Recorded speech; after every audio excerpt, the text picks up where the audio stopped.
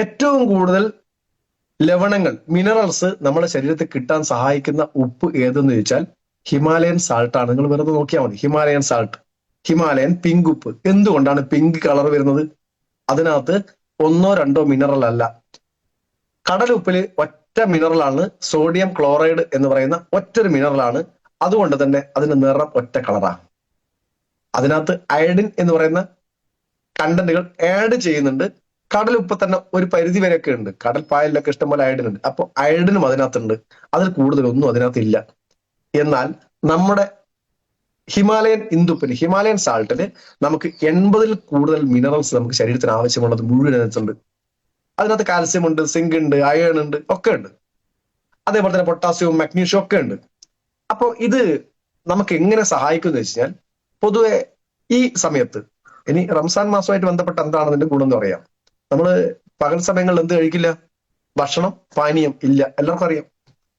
ഈ ഭക്ഷണവും പാനീയവും ഇല്ലെങ്കിൽ നമ്മുടെ ശരീരത്തിൽ സംഭവിക്കുന്ന ഒരു പ്രധാന പ്രതിസന്ധി എന്താണെന്ന് വെച്ചാൽ ഡീഹൈഡ്രേഷൻ ആണ്. അതായത് ശരീരത്തിൽ ജലാംശം നഷ്ടപ്പെട്ടുകൊണ്ടിരിക്കുക ആണല്ലോ. ജലാംശം നഷ്ടപ്പെട്ടു എന്ന് പറഞ്ഞാൽ സ്വാഭാവികമായും ശരീരത്തിന്റെ പ്രവർത്തനങ്ങളുണ്ട്. ഭക്ഷണം കഴിച്ചില്ലെങ്കിലും ആന്തരികമായിട്ടുള്ള പല പ്രവർത്തനവും നന്നായി നടക്കണം. ദഹന പ്രക്രിയ മാത്രമേ തൽക്കാലം മാറ്റി വെക്കുന്നുള്ളൂ.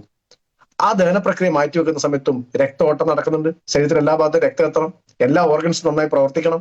ഇങ്ങനെ എല്ലാ അവയവങ്ങളും നന്നായി പ്രവർത്തിക്കണമെങ്കിൽ അടിസ്ഥാനപരമായി ശരീരത്തിന് വേണ്ടുന്ന കാര്യം വെള്ളമാണ്. വെള്ളം കഴിക്കുന്നില്ല നമ്മൾ.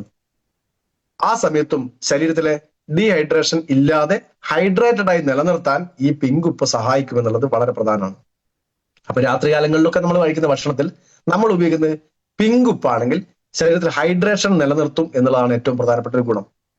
മറ്റൊരു പ്രധാന പ്രശ്നം നമ്മൾ പല സമയത്തും പറയാറുണ്ട്, സാറേ ബാലൻസിങ്ങിന്റെ ഒരു പ്രശ്നമുള്ള ആളുണ്ടല്ലോ, എന്ത് ചെയ്യുന്നൊക്കെ എന്നോട് എത്രയോ ആളുകൾ ചോദിച്ചിട്ടുണ്ട്. ബാലൻസിങ്, ശരിക്കും പറഞ്ഞാൽ ബാലൻസിങ്ങിന്റെ പ്രധാനപ്പെട്ട കാരണം ഒന്ന് അയൺ കണ്ടന്റിന്റെ കുറവാണ്. സ്വാഭാവികമായിട്ടും കൂടുതൽ ഞാൻ പറയാ രക്തക്കുറവായിരിക്കാം, കൂടുതൽ കാര്യങ്ങളും അങ്ങനെയാ വരുന്നത്.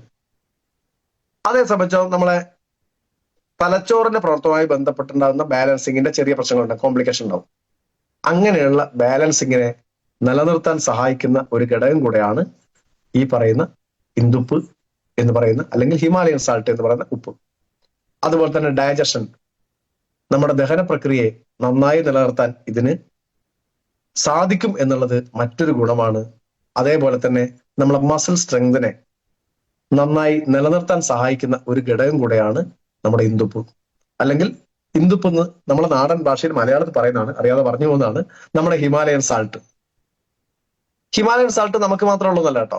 ഹിമാലയൻ സാൾട്ട് എവിടുന്ന് ചോദിച്ചു കഴിഞ്ഞാൽ, നമ്മുടെ നാട്ടിൽ കോറിയൊക്കെ ഉണ്ടല്ലോ, പാറ പൊട്ടിച്ച് മെറ്റലും എംസാൻഡും ഒക്കെ കയറ്റി വിടുന്ന പോലെ ഹിമാലയൻ സാൾട്ട് എന്ന് പറയുന്നത് ഭൂമിയിൽ നിന്ന് കുഴിച്ചെടുക്കുന്ന സാധാരണ മിനറലാണ്.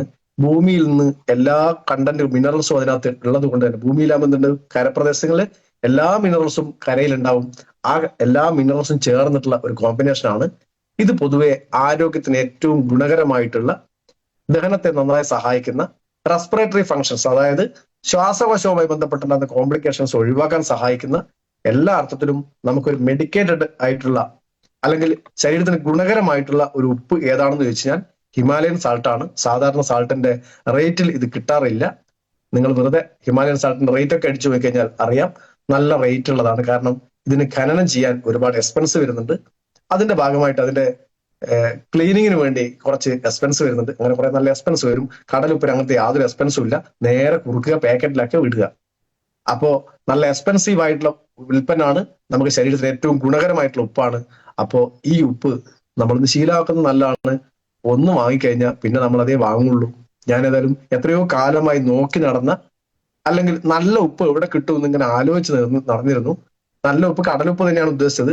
നമ്മൾ ഇന്നത്തെ അയഡൈസ്ഡ് അല്ലാത്ത ഉപ്പ് കിട്ടാൻ വേണ്ടി കുറെ ശ്രമിച്ചിരുന്നു. പക്ഷെ അയഡൈസ്ഡ് അല്ലാത്ത ഉപ്പ് ഇന്ത്യയിൽ വിൽക്കാൻ പാടില്ല എന്നുള്ളത് കൊണ്ട്, കടലുപ്പ് അയഡൈസ്ഡ് ആയിട്ട് വിൽക്കാൻ പാടുള്ളൂ എന്നുള്ള റൂളോ എന്തോ ഉള്ളത് കൊണ്ടായിരിക്കാം, അത് മാത്രമേ കിട്ടാനുള്ളൂ എവിടെ നോക്കിയാലും.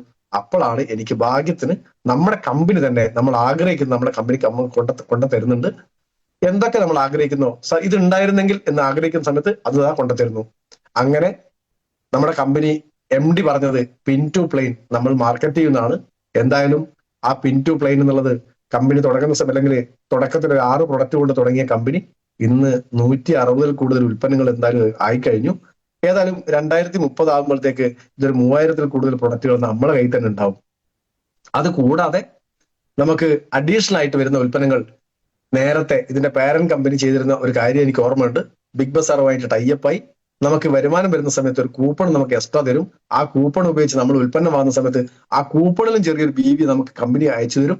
അങ്ങനെ മൊത്തത്തിൽ നോക്കിയാൽ എവിടെ പോയി നിങ്ങൾ റിലയൻസിന്റെ മാളിൽ പോയിട്ട് സാധനം വാങ്ങിയാലും, ഇനി ഹൈലൈറ്റ് മാളിൽ പോയി സാധനം വാങ്ങിയാലും, എവിടെ പോയിട്ട് വാങ്ങിയാലും അവിടെയൊക്കെ സാധനം വാങ്ങുന്ന സമയത്ത് പോലും നമ്മുടെ അക്കൗണ്ടിലേക്ക് വരുമാനം വരുന്ന ലെവലിലേക്കാണ് കമ്പനി വളർന്നുകൊണ്ടിരിക്കുന്നത്. ആ ലെവൽ വളരുന്ന സമയത്ത് അന്ന് ടീം ഉണ്ടാക്കാം എന്ന് ആരെങ്കിലും വിചാരിക്കുന്നുണ്ടെങ്കിൽ അതിനേക്കാൾ വലിയ ശുദ്ധ അസംബന്ധം വേറെ ഇല്ല എന്നാണ് എനിക്ക് പറയാനുള്ളത്. ഇന്ന് തന്നെ മാക്സിമം ടീം ഉണ്ടാക്കിയെടുക്കാൻ, ടീം ക്രിയേറ്റ് ചെയ്യാൻ എഫേർട്ട് ഇട്ടുകൊണ്ടിരിക്കുക. മാക്സിമം ടീമിനെ ക്രിയേറ്റ് ചെയ്ത് നാളുകളിൽ ഈ ടീമിലൊക്കെ ആരൊക്കെ എന്തൊക്കെ ഉൽപ്പന്നം എവിടുന്ന് വാങ്ങിയാലും അതിന്റെ ഒക്കെ ഒരു വിഹിതം നമ്മളെ അക്കൗണ്ടിലേക്ക് എത്താനുള്ളതാണ്. അങ്ങനെ അക്കൗണ്ടിലേക്ക് എത്തുന്ന സമയത്ത് നമുക്ക് സുഭിക്ഷമായി ജീവിക്കാൻ അന്ന് വേണമെങ്കിൽ നമുക്ക് റെസ്റ്റ് എടുക്കാം. അതിനിടയ്ക്ക് നമുക്ക് റെസ്റ്റ് ഇല്ല. നമുക്ക് ഇപ്പൊ ബെസ്റ്റ് ആയിട്ട് നന്നായി ചെയ്യുക എന്നുള്ളത് മാത്രമാണ്.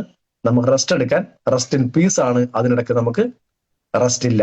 അതുകൊണ്ട് എല്ലാ ആളുകളും ആത്മാർത്ഥമായി പണിയെടുക്കുക, ആത്മാർത്ഥമായി പ്രവർത്തിക്കുക.